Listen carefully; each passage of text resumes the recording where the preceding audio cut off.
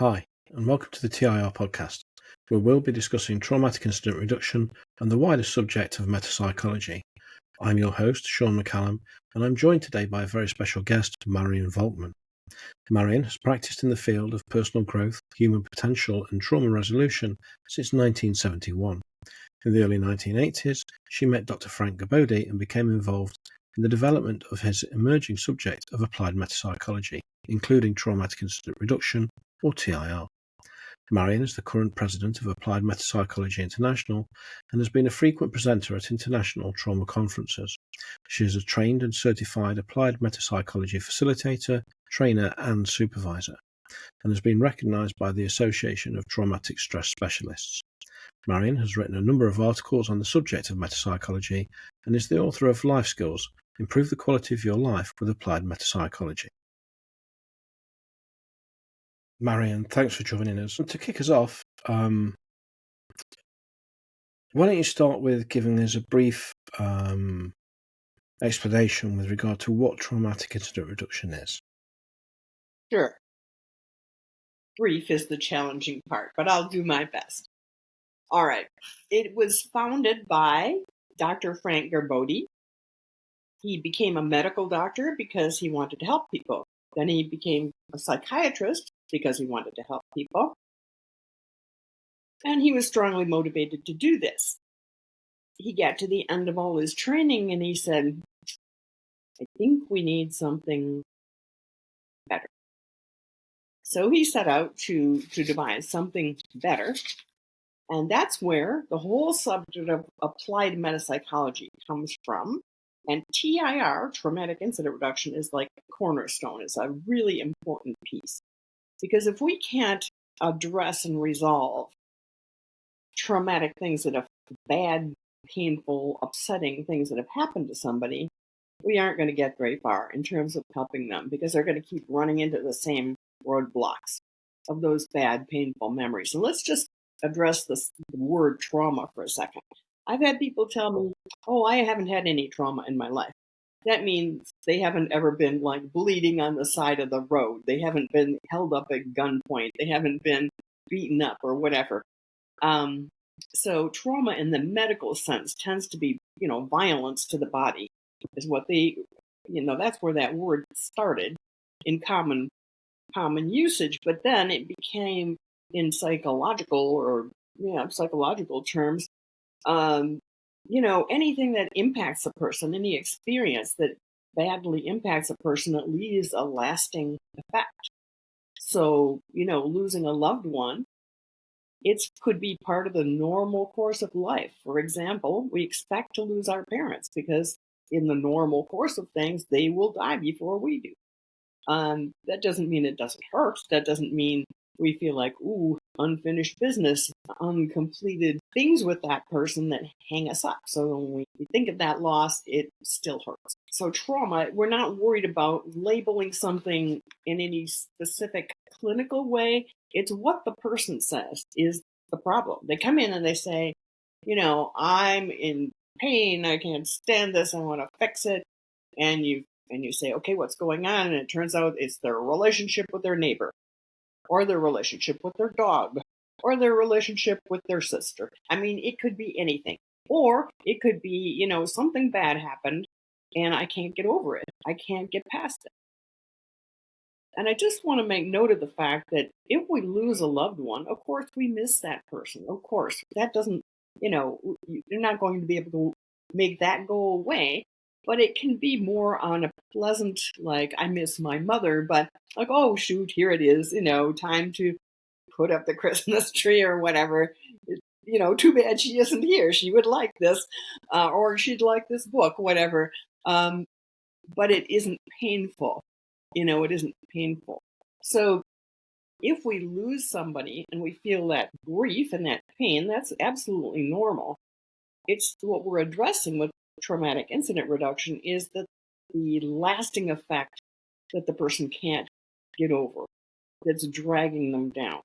And so any loss of a job, any physical, injury, impact, accident, what have you, that leaves either a lasting physical or emotional effect behind, we can address that effectively with traumatic incident reduction. So that's the shortest I can say. Okay, thanks. So in the world of psychology, we often hear or read of little t's and big T's, and with big T's being the major sort of traumatic stuff, and then the little T's as if they're sort of smaller types of things that aren't as painful and stuff. So we can use TIR then to address both. Oh, yeah, absolutely. Absolutely. And we're not judging.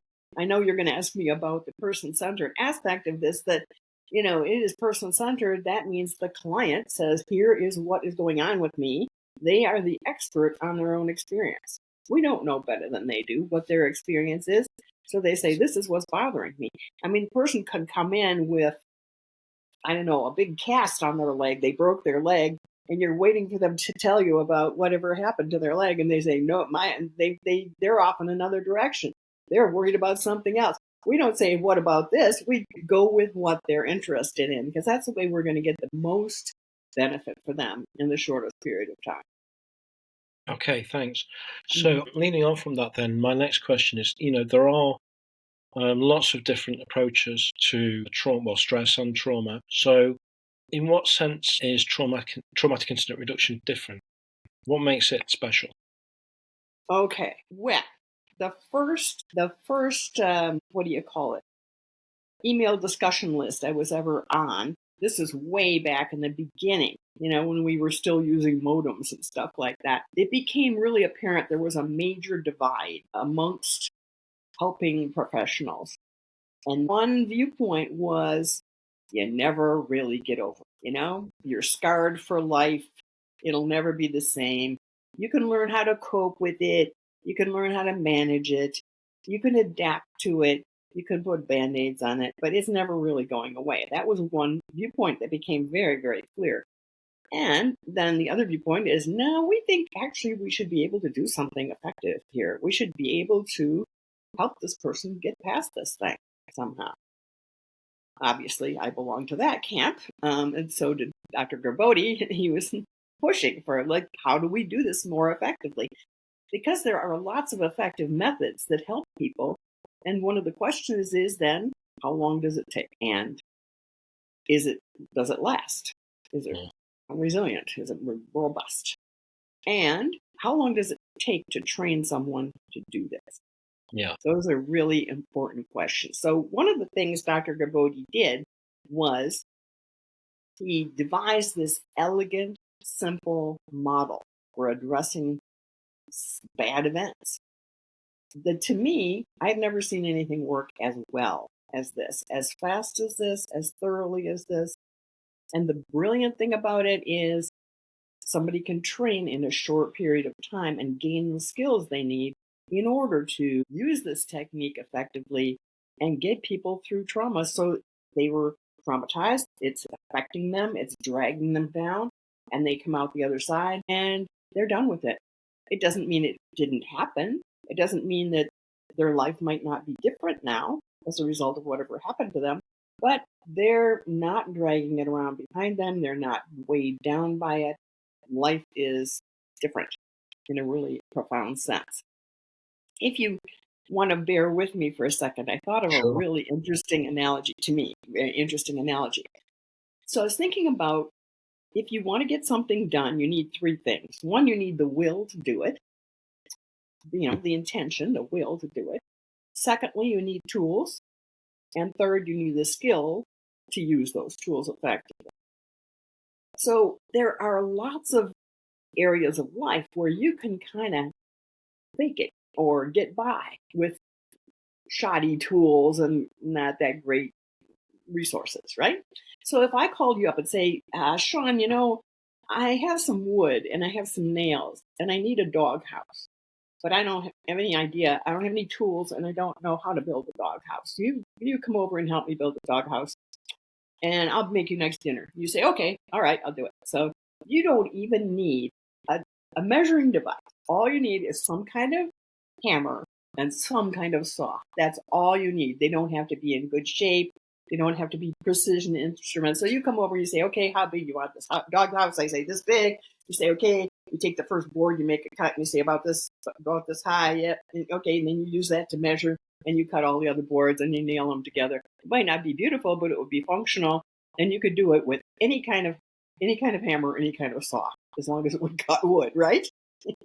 So, but there are other realms of human endeavor where we want really precise tools. I mean, we always say, oh, it's not rocket science, but sometimes it is rocket science. If it's rocket science, it is rocket science. And that means you got to machine these parts very precisely. They've got to fit just right. It's not like, oh, that's good enough. We'll nail that on there. No, it's got to actually work, right? Because lives are depending on it. So any field like surgery, things like that, you want precision tools. Now, that said, surgery maybe isn't the greatest example, because a group I admire greatly is Doctors Without Borders, and they go into, all kinds of rough situations where people have nothing, and they don't have state-of-the-art operating rooms and up-to-date equipment. They use whatever they've got to get the job done, because they've got enough knowledge, enough skill to bring that about.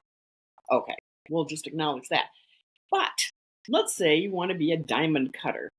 You better have tools that are really precise, because that diamond is supposed to look a certain way. And if you don't have the tools for it, you can't do it. You just can't do it. So I think that TIR, I just thought of this, TIR is sort of like the diamond of these things. And I'm not knocking anything that works, and I'm not knocking anybody who helps people at all. I just think this is the most elegant way to be able to resolve trauma. And some approaches are more like you're in the jungle and you need to get out the other side. You got your big machete, this big curvy knife, and it's really sharp, and you're hacking your way through the jungle. And I think a lot of trauma approaches are a little bit like that. Yes, if you hack hard enough and long enough, you can get out the other side of the jungle through the vines and the twisty roots and everything. But boy, you left a big mess behind you. It's not pretty. If you have something really precision, you can do the job in a very precise way that doesn't leave a mess behind. And when people come out of it, they feel like, okay, I'm done. One lady, I remember, she was reluctant to go in session with me because she said, oh, I don't know, because later on I have to do something. And when I've had therapy sessions before, I've been tied up in knots at the end of all my sessions. And I said, well, in this work, we really like to see that we've untied the knots by the end of the session. So I kind of talked her into it, but she really wanted some help. So we did one session, and sure enough, by the end, whatever had been bothering her, she was free of it. So again, I'm not knocking any kind of therapy, any kind of therapeutic person who helps other people. Great. I'm just saying you might want to take a look at this, because it's really, really excellent. So I just want to say a little bit about the training, if I could, because the other thing Dr. Garbodi wanted to achieve was come up with something where you could train people to do it relatively quickly. Because TIR is so elegant and simple and precise in how it goes about the work, then you can gain the skills to do that in a relatively short period of time. There aren't a lot of decision points. It's very structured. It's very precise. So you're, as a practitioner, you're using the technique, and it does rely on your skills to completely be there, non-judgmental, listening 100%, hearing what the person says, acknowledging everything they say, and giving them the next thing to do, the next step that helps them guide their way through their own jungle, come out the other side. So that is dynamite, because we can train people in a pretty short time to do traumatic incident reduction. So cool, yeah. Thank you. I think one of the things that struck me while you were just talking about the training and how sort of precise TIR is that in TIR, facilitators don't provide any form of analysis or interpretation, do they? And so that removes a good chunk of time from the session, doesn't it? Whereby ordinarily the helping individual would be providing some form of analysis, interpretation, and then judgment perhaps in some form or other. Could you talk a little bit about that? Yeah, well, here's a really important clarification. When I say it's precise, I mean it's precise on the practitioner side of the equation. The client side, it's person-centered. So they really can do no wrong as long as they're there to work with you. They don't have to be precise at all. They're just taking it as it comes. They're giving you whatever comes up for them, and then you're giving them a structure in which to look at, to view what's going on with them in a deeper way than they've been able to achieve on their own. When you think, you're trying to think your way through something and it's bothering you, and you think around in a giant circle. It's like being lost in the woods. You come back around to the same spot again. I mean, we can get stuck and we can't get out by ourselves. So that's what we need somebody for, to hold the space for us and to give us the client is taught, here's what we're going to do exactly. Here's what's expected of you. Here's what I'm going to do. Here's what I'm not going to do. Not give you advice, interpretation, analysis, like you mentioned. And you are the expert on your own experience. So I'm not going to tell you, oh, no, you're wrong about that, because I don't know that. You are the one who is living in your world, not me. All right, so we got our roles separated out. So the client says, here's the way it is for me. And the practitioner says, okay, here's what I have to bring to you. Here's what I'm expert in that I can bring to you, which is creating a safe space. No interpretation, no judgment, no reaction to anything you say. I'm not going to go, oh no, if you tell me something bad happened to you. This isn't that I don't care. It's that will not help you, actually. It makes you feel worse because you feel like, maybe it's worse than I thought. You tell somebody something bad and they wince. You're like, ooh, now I made that person feel bad. Maybe I should just be quiet about this. No, we want the practitioner to be fully present. And to do that, they have to be in good shape themselves. They have to do their own work to stay nice and clean and fresh and ready for that other person to share whatever they want to share. They're being heard, understood, acknowledged, and then we go from there, whatever the next step is. And sure enough, that takes the person through the whole method till they come out the other side and they reach what we call an endpoint. And we want an endpoint for each activity we do. Okay, thanks. There are a couple of things that I wanted to pick out of that. Go ahead. If I may. The first one, you used an interesting word, view. Because in TIR, we don't say client, do we? But it's common parlance when we're talking about people who are getting help. But yeah, we call them the viewer. We call them the viewer, don't we? Could you elaborate on that for us and the reasons for that? Yeah, because I really like the person-centered approach, which started way back in the 1950s with Carl Rogers. He's the first person who came up with this idea that maybe we should be actually listening to people and going with what's important to them. It's very respectful. So if you come to me and say, here's my problem, this is what I want to work on, and I say, okay, let's try this technique and see how this fits here. You are given the time and space to look at whatever you want to in regard to that. And as much structure as you need and want to support you in doing that. So let me mention this. You had a question about it being non-invasive. And so person-centered is non-invasive, right? But an example would be if a client comes to me and says, I've got this terrible situation and it's really bad and it's taking up a lot of my attention.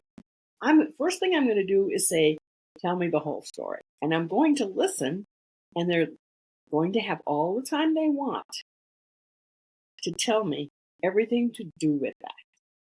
Everything.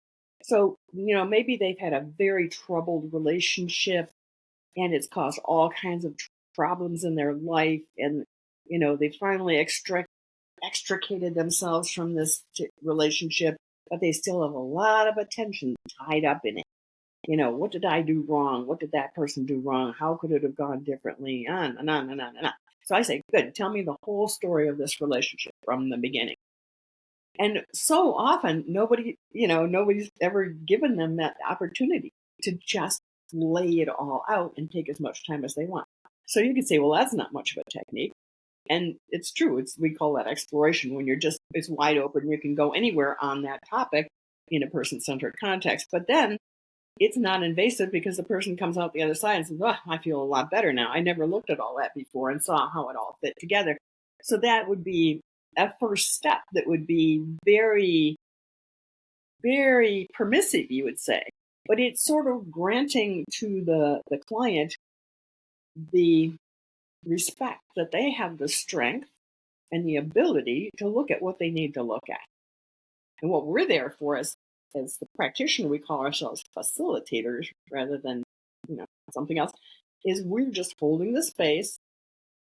And we've already spelled out, here are some of the steps we will take. If we're doing, for instance, traumatic incident reduction, then I'm going to send you, we're going to establish certain things about this incident. Then I'll send you to the beginning, go through to the end, tell me what happened. And we'll do that as many times as we need to until either we resolve that incident and you go, who cares about that? I'm done.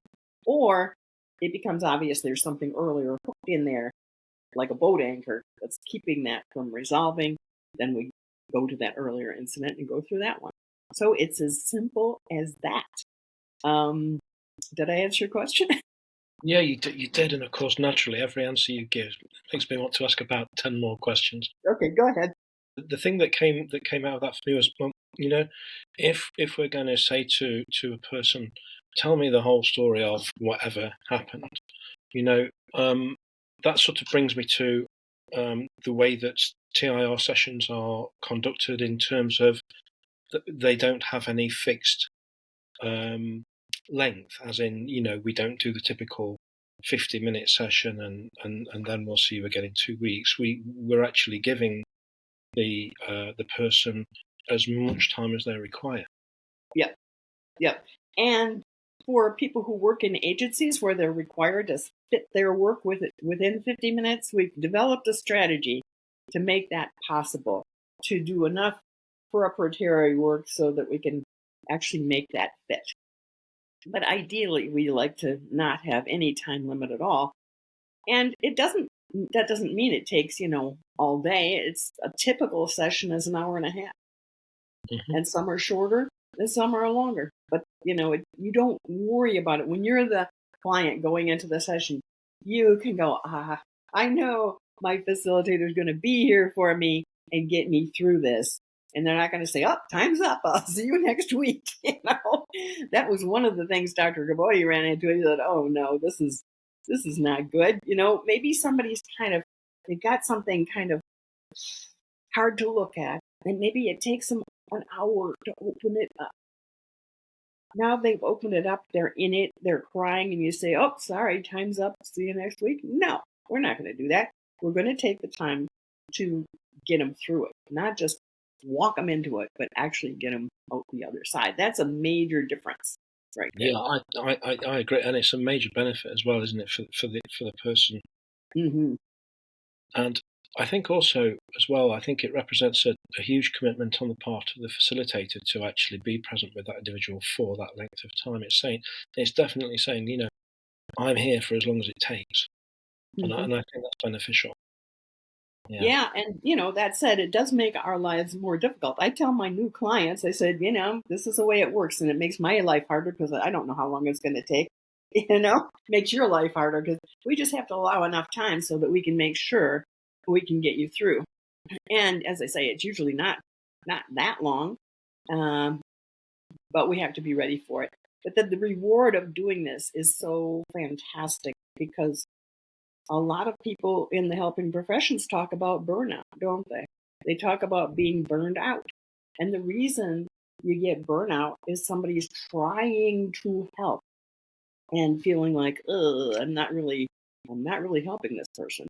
That's what burned you out. So if you have a really good success rate, day after day, it lifts me up. I used to travel a lot. This was way before we had even the internet, let alone Zoom and all these other, platforms that we could work on long distance. So I traveled where I had a group of clients and then I would work with them very, very intensively. And I put in, 8, 10, 11-hour days, one client after another all day through the day. And I could do that for 4 or 5 days. And I'd be aware of being physically like, wow, that kind of took a lot. But on the other hand, I'd be like exhilarated because it was so much fun. I never get tired of it. And it's not like I'm enjoying somebody else's pain. It's not that, nothing creepy like that, but it's because they get into something. If it's really heavy and it's really grabbing them and they're really interested in it, I'm like, all right, here we go. We're going to get something done here. And the client knows it too. After they've had a few successful sessions, they're like, okay, I got something else. Let's get in there. Let's do it. They're not holding back. They're not going, oh, I'm not sure. They want to jump in there and do it because they know it's going to work. And that is a huge value right there. Yeah, absolutely. You mentioned earlier the word endpoint and the point of success or completion that an individual will have, during a TIR session. So, could you describe that a little bit more for us, so we've got a better grip of what's happening, what's going on? All right. When a person comes into the session, they're like in some kind of, generally okay place, usually. And we've got a list of different things that they have said they want to work on. You say, okay, how about, shall we work on this? They say, oh yeah, let's do that. And as they go into it with traumatic incident reduction, especially, they tend to go down into the heaviness of it and the pain and the resistance and the confusion and everything. And as they go through the incident, they're going down until then they turn around and they start going back up again. It's really, really interesting. So usually they go down into it quite quickly, and then it takes a little longer to come back up. But then they come up to a higher place than they were before because they've viewed everything they needed to look at there very thoroughly. And I like having a facilitator so that I can do that work. When I'm the client, I want my facilitator there to make sure they're going to get, their job is to get me through it. I'm just doing what they tell me to do. Go to the start of the incident. Okay, I got it. Go through the, okay, tell me what happened. I'm just doing my part. I don't have to worry about anything else. They're managing the mechanics of the session and making sure that I come out all right. And so as we come back up out of the depth of whatever pain there was in that incident, the pain is falling away, the confusion is falling away. You go, I know, wait a minute. Now I understand. I know what happened there. And and I decided this, and that affected the whole rest of my life. So we often have a realization. Things are settling out that didn't make sense before. And you get to the end and you say, yep, that's what happened. And we've seen this over and over and over again. Somebody comes in and they have it could be a terrible, terrible incident. I can think of a couple examples, but I don't want to get anybody triggered, so I won't mention exactly what they are. But they mention like a really tough incident and they're going through it and they're kind of struggling to get through it. But they're really interested. They don't want to quit. They want to come through this thing to an endpoint. They keep going, and then they go, well, yeah, and then this happened, and then that happened, and that's what happened. And there isn't that attachment. There isn't that gluey, sticky, being caught in the bear trap feeling. It's not there. It's not there. And it's not like we've distracted them from it or that we put a Band-Aid on it. It's not that. It's because they went through and faced it all and came out the other side triumphant and say, there, I did that. I'm done with that piece of work. They know they're done. And that is what matters. That's another element to the person-centeredness of it. The client gets to choose what they want to work on. They usually give you a list of things, and we pick the one they're most interested in. That means the thing they're most going to be able to get at and get a lot of resistance and pain off of. And the client is the one who says when they're done. We don't say, oh, I see you're done with that. No, none of that. Yes, something you wanted to say there? Yeah, I excuse me. I think it's one of the most wonderful things, I think, is the agency that the client retains and is able to maintain throughout the work that they do. And it's interesting to consider that, in lots of helping professions, and I've seen this, where a person has been told, well, no, that must be the worst thing ever. And they're saying, well, no, actually, I'm all right with that. It's this thing over here that's bothering me. Yeah. Yeah, but we need to look at this before we look at that. And so Right. you get this push-pull situation where the client doesn't actually get to look at what they want to look at, but rather they get to look at what the practitioner wants to look at. And that's not the way we work in TIR, is it? No. And another thing is sometimes somebody comes in and says, something terrible happened to me and I can't talk about it. Okay. What can you talk about? What can you talk? So we do an interview. We sort of look at their life, the different aspects of their life. And they say, well, there's this thing over here. I can't look at that. Okay. Well, tell me about this. Tell me about that. And we look at different aspects of their life that could use some improvement. And I would say pretty much all the time, eventually the day comes, they say, okay, I'm ready for the big one. Let's do it. Because we've unburdened a lot of the pain and resistance and confusion off of other things. So by the time they're ready, they can actually do that one. And that way it's very respectful of the person. It's not saying, no, you should be looking at this. I know better than you. No. That's great. What's in there will come out, won't it? You know, whatever they're able, you know, to view, to look at, to work on, will become available for them to do that. It sounds self-evident when you say it, but you know, the people know what they want to do. They can tell you what they want to look at, because that's the thing that, you know. In that sense, then, Marian, you know, we've already said that this is TIR is a confronting technique, and by in terms of confronting, I mean to allow yourself to be aware of something painful. In this instance, anyway, and the session lengths are varied. They're not prescribed to a certain time frame, and we know that they're looking at difficult materials. So, what is it about TIR that enables client safety during the session? Yeah, good question. The thing is, because we're going in order of their interest, you know, they say there's this area of my life, this area, we make a list. We pick the one they're most interested in. And it's, even though it's the practitioner, the facilitator who's conducting the session and is responsible for the outcome, the client, at some point, they could say, you know, I don't think I'm ready to look at that. And then it's the practitioner's job to say, okay, well, let's go over here then and look at something else. The mind has a protective mechanism. Every human being has this. I mean, you see it when a person's overwhelmed, they shut down, don't they? They mentally and emotionally shut down. They go into a state of shock or whatever, dissociation even. They're like not there because it's like, nope, can't deal with this. In this moment, can't do it. So we go in the order of addressing things that the person wants to do it. And we use the techniques, and the broader subject has dozens and dozens of techniques, beautiful precision tools for addressing whatever the issue might be. Because we've made a safe space, they don't have to edit anything they say. They don't have to figure it out. They just have to say, here's what I want to work on. We say, okay, here's this technique and how it goes. You ready for that? Yes. Okay. Then we're off to the races. We're giving them instructions. They're carrying them out. And it just empowers the person to be able to view all the aspects of whatever this thing is. And it's often surprising. If something is stuck, you know, we think we know the story of what happened.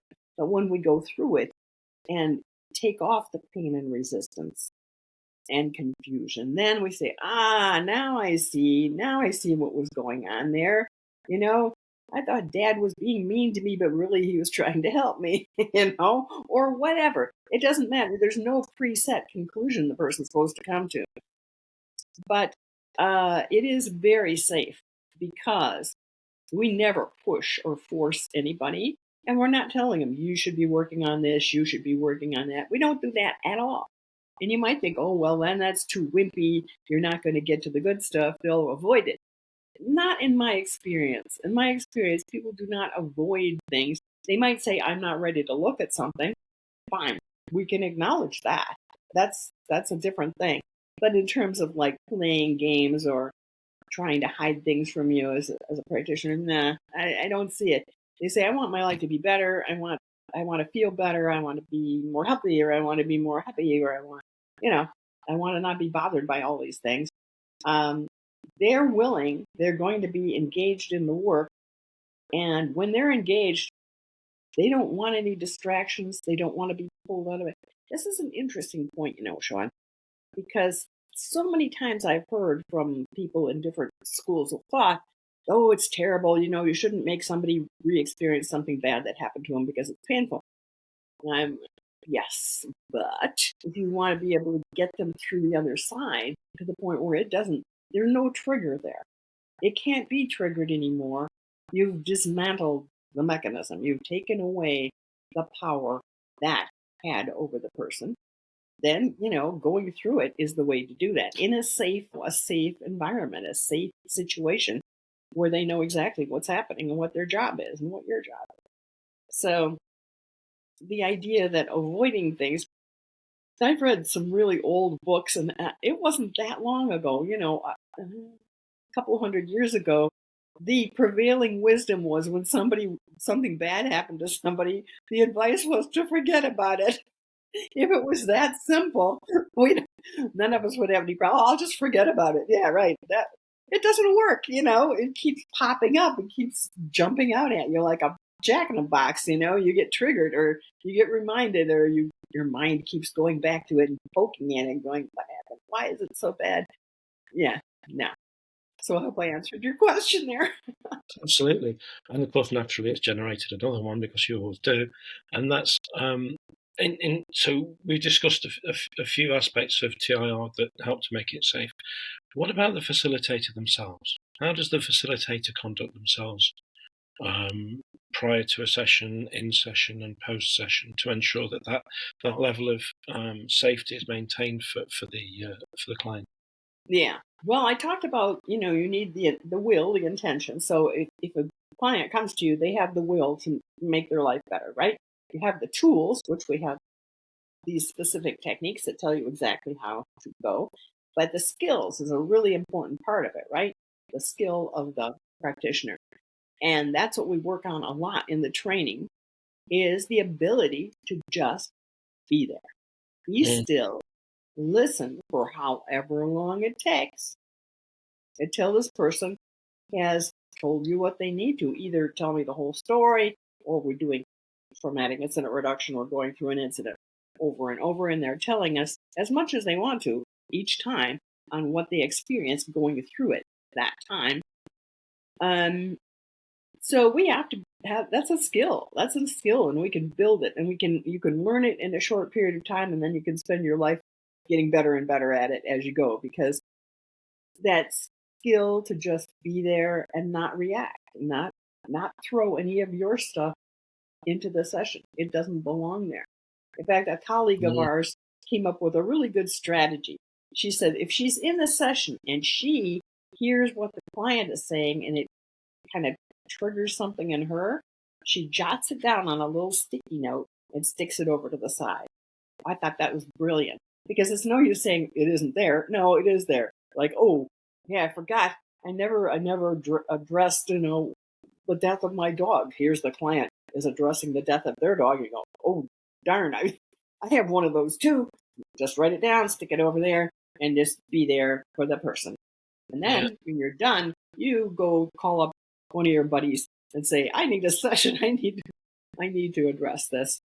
Because next time somebody's talking about the death of their dog, I'm not going to be triggered, because I will have done my work. And we have to do that. I mean, we all have losses, and we all have, bad things happen to us. And I remember one time I had a student, a facilitator. He was fairly new, and he needed to practice. So I said, okay, you can practice on me.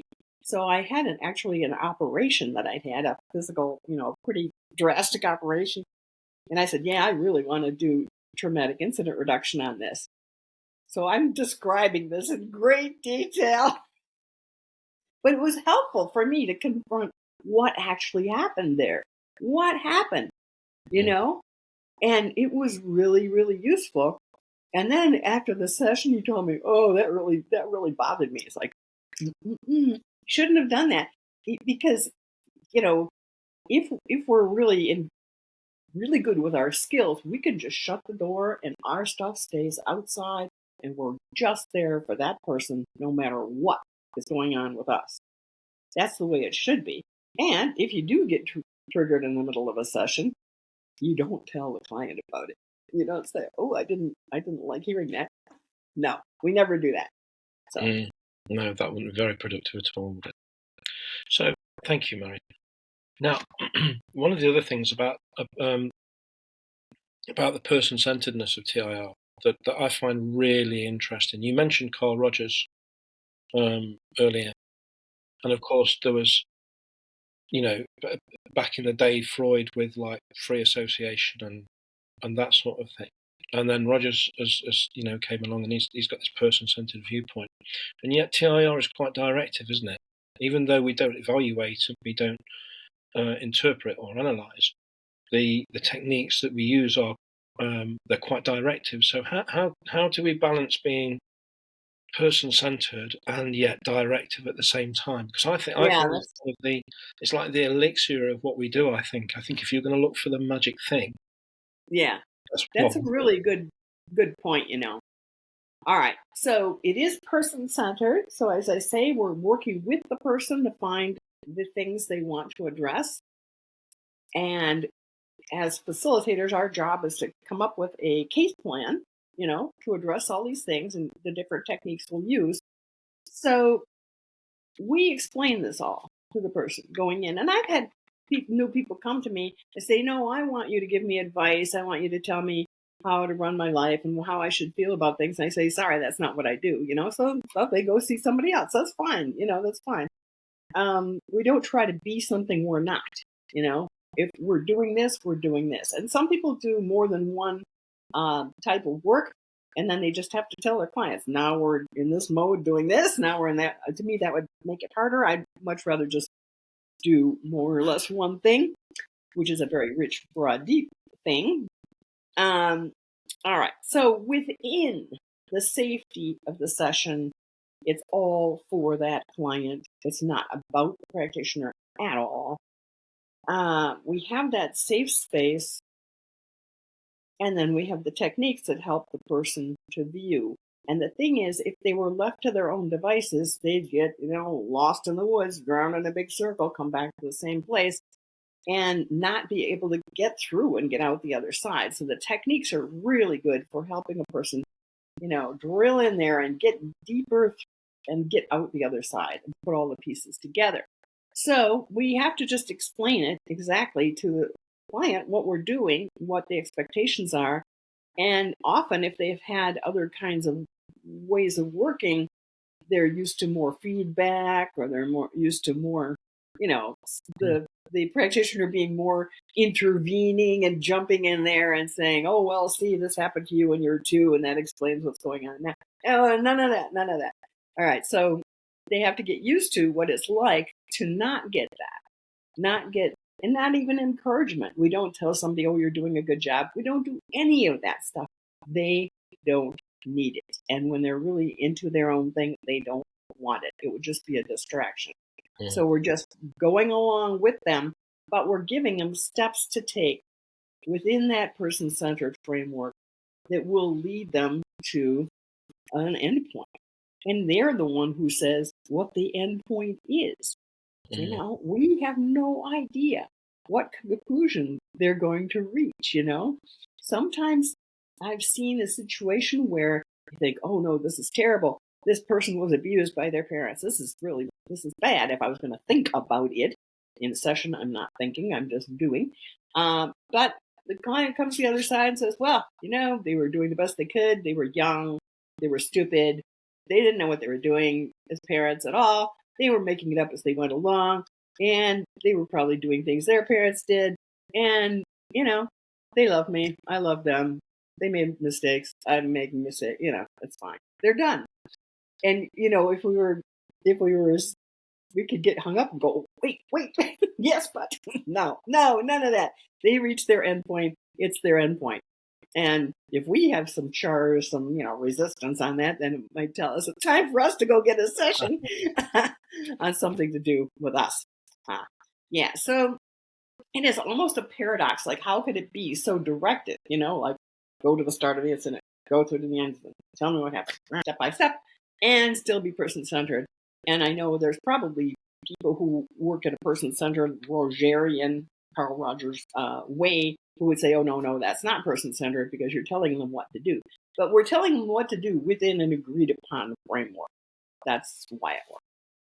Yeah, it's like it's contractual to some degree, isn't it? We fully explain to the person, this is the way this works. This is what we're going to do. This is what you're going to be experienced while you're doing it. This is what you can hope to expect from doing it, and so on and so forth. And one of the things that has just come to mind about this is that the client shouldn't really have any surprises, should they? Apart from the surprises that they've not from the facilitator side of things. Yeah. Exactly. So there are no curveballs from the facilitator. Right. That's a good way of putting it. Yeah. A lot of times when we show people videos, when we're training them, they think, oh, it's so cold because the practitioner isn't doing anything to reassure the person or, sympathize with them or anything. They're not. And it seems like they see that as cold, but I say, wait till you experience it, wait till you try it.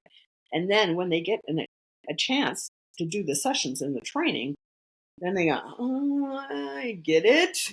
This is good. I don't want your thoughts about this. I don't want your feelings about it. It's about me. It's not about you. Then they get pretty on board with it. So, in terms of, who we've talked at length about what TIR is suitable for. What about who TIR is suitable for? Or perhaps more importantly, when is TIR not suitable for an individual? Right. Okay. It's all about being able to do it, right? It's all about being able. So what we need from a client to do traumatic incident reduction is we need them to be able to show up ready for a session, having eaten well so that they're not going to be distracted by hunger pangs, having slept well enough so they're not running out of steam in the middle of the session, and willing to work, willing to work. And willing to tell us, here's what I want to work on, and willing to participate in this activity that we call viewing, and which we've made very clear to them what that is. So if they can do that and they can focus and stay with it, then we can get them through to an endpoint pretty much all the time. If the person is not mentally or physically able to do that, then either we can't use this method at all, or we can only use very, very light techniques and short sessions to build up their strength to eventually maybe then they will be able to do something like traumatic incident reduction. So there are, various, we do not diagnose in this subject at all, but if somebody is diagnosed with certain, personality disorders or, schizophrenia, different other things that prevent the person from being able to focus and stay with it, then this is not a good match. And, I do have some colleagues who will work with addicts who are actively in their addiction. My choice is I will not. I want somebody clean and sober, and then we can do the work. And we can do the work including, there's a whole program for dealing with addiction. So we can deal with every aspect of what got this going in the first place, what outcomes have come out of it. But yeah, I want somebody clean and sober. I don't want them, if I was working with somebody and then they fell off the wagon and said, oh no, I went out and got drunk. Okay, well, get sober, get stable, get yourself in good physical condition, then we'll go again. I'm not going to, cut them out of my life for that, but I want them really to be committed to being clean and sober before I start doing the mental stuff. Because I have seen a situation where somebody just, seemed to have good sessions, but went right back to drinking every time and never ultimately changed their life. We want to see life-changing results here, and I've seen it for the 40 plus years I've been doing it. That's why I don't get tired of it. It's so exciting. I love it, love it. I know, and we can tell because it just like you're just giving off good vibes. It's great. It is so much fun. It's just, and it sounds wrong to say it's so much fun, but it is because the pain is already there. I'm not causing the pain. I'm not bringing about the pain in this person's life. They're bringing it to me. They're going, here's this. It's bad. And I'd say, good, tell me about it. And we say, okay, what technique will meet this? And we do the job. And if it's a complex situation, it could take several sessions. If it's one specific incident, we may be able to lay it to rest in one session. But you see people working through stuff and making changes in their lives. And that's what we want to see, not just, I feel a little better now. I mean, sometimes that's all you get in the beginning because the person's so heavily burdened. If they say, I feel a little better now, that's great, terrific. But as we go along, we want, really good endpoints where they feel like, okay, I really accomplished something there. They brighten up a lot more. And then over time, they change their life. And in the beginning, I was so excited whenever somebody, they would get in a relationship for the first time, or they would get a promotion at work, or, something good would happen. Now I'm used to it, and I expect that things will get better for them in a significant, observable way. If not, I'm going, let's see, are we actually meeting this person right where we need to? Are we really getting to what they want to address? So the whole art of case planning is just about working with the tools we have and meeting right where the person is, what they need most right now. Brilliant, thank you. Are you all right for a little bit more? I've got some more questions, Sure. if that's okay. Cool. Go for it. Thank you. So I was thinking about TIR across the world.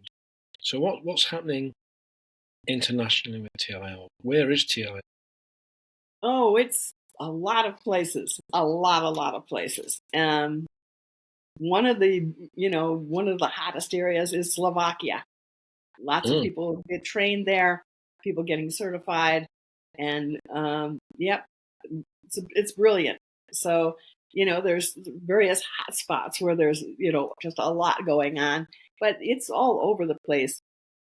Back when this does not exist anymore, but there used to be in the United States a National Registry of Evidence-Based Programs and Practices. And TIR was reviewed by the Substance Abuse and Mental Health Services Administration to be listed on that website. Is this SAMHSA? SAMHSA, yeah. SAMHSA. So it was a long process. It took like 8 months. And they wanted so much information. So they said, where has this been implemented? So I started searching around, and it's a huge list of countries. I could find it again. I don't know where it is. But then I'm sure we've added a few since then. Somebody just got certified as a TIR practitioner in Peru for the first time. We got our first ever person. Yeah. So Awesome. We keep getting into new areas, which is very exciting. But I also looked up to see in the database, I wonder how many states in the United States where there were, at least one trained person. Every state had at least one, but usually many more. And that includes all the provinces of Canada and most of the countries of Europe and lots of other places. South Africa is a huge hotspot for TIR. They are gangbusters with that. They're just brilliant and getting it out there and using it. And it's lots of places. Brilliant. I earlier sort of, I focused a little bit on, in getting trained, that sort of thing. I'm interested to know how TIR may, for example, for a professional helping individual, a psychotherapist, etc., so on, so how could TIR augment their existing practice? Yeah, well, that's a lot of the people I have trained are in those professions, and so some of them see TIR as just another tool for their toolbox. Okay, and other ones have completely sort of taken lots of our training and said, I think I'm done with that stuff. I'm just going to do this. So it's fine either way, It's fine either way. I had a student who was a therapist at a woman's center, and she also became trained in TIR. So she was still doing therapy, and she was doing TIR. So she would go in a different room. She'd tell her client, okay, now they'd make a plan. Okay, we're going to take as much time as we need to. We're going to address this thing with TIR. And so, make sure they have enough time. They'd go in a different room than the normal therapy room. So they were both had it in their mind, what they're doing here. These are the rules for this activity. So you can do that. Yeah, great. Thank you. And we're pushing on now, which we're coming up to almost an hour. And so I think I want to ask you if you could give me one thing that sets TIR aside from everything else in this sector.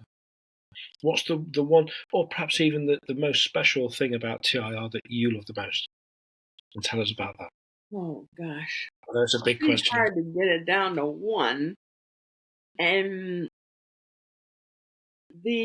on the client side, the one thing is the completeness of being able to finish something. And on the practitioner side, the one thing is that we can train people to be effective using this in a startlingly short period of time. And can they get better and better? Of course they can. I mean, years and years and years of experience count for something, for sure. But you don't have to have years and years and years of experience before you're effective. You're going to be effective right in the beginning if you're following the protocol and you're, using your skills properly and you're following the technique and you've made it really safe for your client and they know what to expect and you're literally listening to them. You can't really miss. One of the problems we've had with this subject is that it sounds too good to be true. Yeah. We were just talking about this the other day. One of my colleagues told a famous lecturer, author, psychologist, in TIR we get about a 95% success rate with trauma being done. He said, no, that's impossible. Absolutely outside his belief system. He could not wrap his wits around that. So it's a tremendous positive, but it's also been a little hard because it puts us kind of outside of the box of expectation. And we don't want to overpromise and underdeliver at all. So I'm very careful what I say to clients. I don't say, oh yeah, a piece of cake, we can handle that. For one thing, they don't want to hear that. It sounds so disrespectful. But the other thing is, I don't know where they're going to end up. So I say to them, I think I can probably help you with that. That's what I learned to say. And then they find out, oh, that means I'm actually done. I'm actually done with this thing that's been bothering me for so long. And they're really happy. So I prefer to under-promise and over-deliver rather than the other way around. Yeah.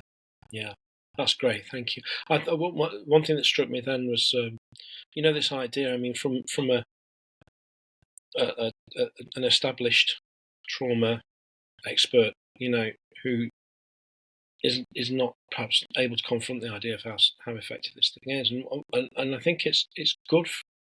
It's good to be able to tell people that there's hope. It's good to be able to tell people that there's hope, and that this is not going to be you forever.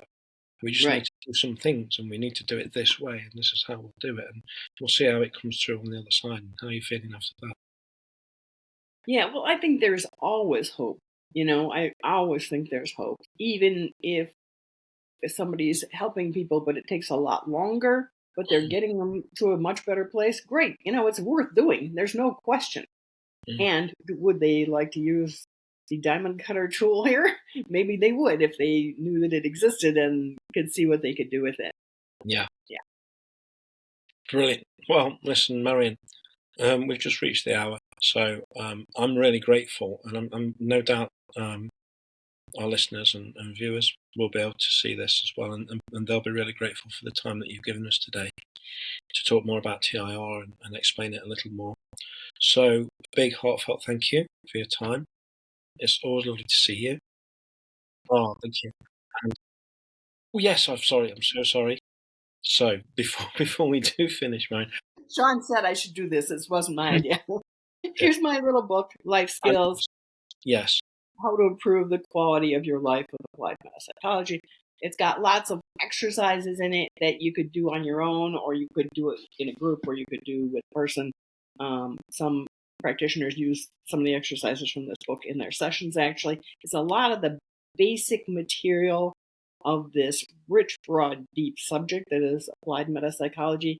And it's written for, anybody to take it and use it. It's not a textbook the way, Dr. Graboti's book is a textbook.